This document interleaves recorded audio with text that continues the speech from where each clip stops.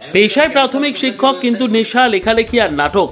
মেখলিগঞ্জের নাট্য জগৎকে টিকিয়ে রাখার দায়িত্ব যিনি নিজের কাঁধে তুলে নিয়েছেন তিনি মেখলিগঞ্জ পুরসভার 4 নম্বর ওয়ার্ডের বাসিন্দা রানা সরকার। প্রয়াস নাট্য সংস্থার অন্যতম সদস্য রানাবাবুদের উদ্যোগেই মেখলিগঞ্জ নাট্য উৎসব হয়ে আসছে কয়েক বছর ধরে। তবে তিনি উপলব্ধি করছেন বর্তমানে সোশ্যাল মিডিয়ায় ব্যস্ত সকলেই। বিষয়টি বুঝতে পেরে তার প্রতিভা সোশ্যাল মিডিয়ার মাধ্যমে সকলের কাছে পৌঁছে দিতে ইতিবাচক সামাজিক শিক্ষা বিষয়ে শর্ট ফিল্ম তৈরির কাজে হাত লাগান। করোনাকালে সবাই যখন গৃহবন্দী, সেই সময় মুক্তি পায় তার শর্ট ফিল্ম সেই সব দিন রাত। দেশভাগের যন্ত্রণা নিয়ে তার তৈরি শর্ট ফিল্ম নিশি কুটুম্ব মন ছুঁয়ে যায় সকলের। সারাদিন সোশ্যাল মিডিয়ায় ডুবে থেকে পরিবার পরিজন বন্ধু কারোর সঙ্গে মন খুলে কথা বলতে না পারা মানুষজনের কাহিনী তুলে ধরছেন সেরা শর্ট ফিল্ম। সম্প্রতি মুক্তি পেয়েছে রানা সরকারের শর্ট ফিল্ম সহজ পাঠ, যা আমাদের জীবনে অনেক পাঠ শিখিয়ে দেয়। মেখলিগঞ্জবাসী প্রত্যাশা রানাবাবু মেখলিগঞ্জের নাট্য জগৎকে আরও সমৃদ্ধ করুক।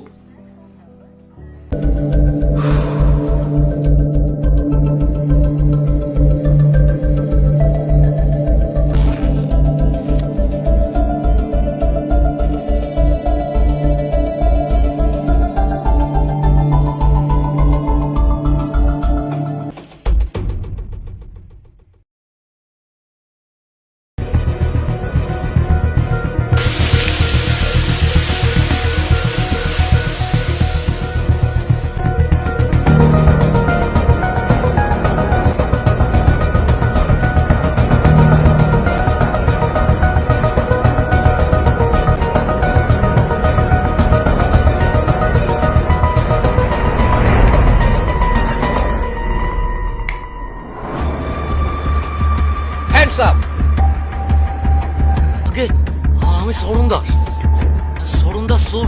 কারোকার বাড়িতে চোর? তোমার সাহস তো কম নয়। মুখ খোলো।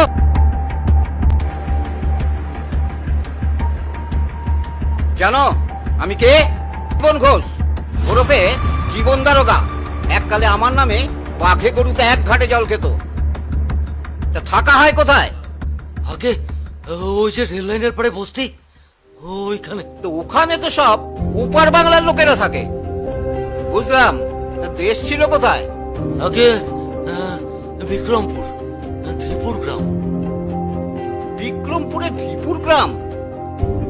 বলো কি? দাঁড়াও দাঁড়াও দাঁড়াও দাঁড়াও, তোমার নামটা কি যেন বললে? আগে স্যার চরণ দাস, চরণ দাস মল্লিক। চরণ দাস? তার মানে চারু না? মল্লিক বাড়ির চারু, সিধু মল্লিকের ছেলে। কিন্তু কিন্তু আপনি? ওরে বেটা চারু, আমাকে চিনতে পারলি না? আমি জীবন, বৈরাগী বাড়ির জীবন। আরে যোগেন ঘোষের ছেলে। আরে তোর জীবন দা। জীবন দা তুমি? হ্যাঁ রে আমি। আয় আয় আয়, বস বস বস। জীবন দা, তোমার সাথে যে এভাবে দেখা হয়ে যাবে কখনো ভাবিনি গো। এ আমি কি করলাম জীবন দা, শেষে কিনা তোমার ঘরে। আহ, ওসব কথা এখন থাক। মল্লিক বাড়ির ছেলে তুই, যাদের বাড়িতে এবেলা ওবেলা দুবেলা 40টা পাত পড়তো, সে বাড়ির ছেলে কিনা? সবই নিয়তি গো জীবন দা। দেশভাগ, ওই দেশভাগই কেড়ে নিল সব। মান ইজ্জত কিছুই আর রইল না গো। কাঁদিস না, আমাকে সব খুলে বল দেখি। কি আর বলবো গো জীবন দা, তোমরা তো অনেক আগেই দেশ ছেড়ে চলে এলে, তারপরের খবর তো আর কিছুই জানো না। না রে,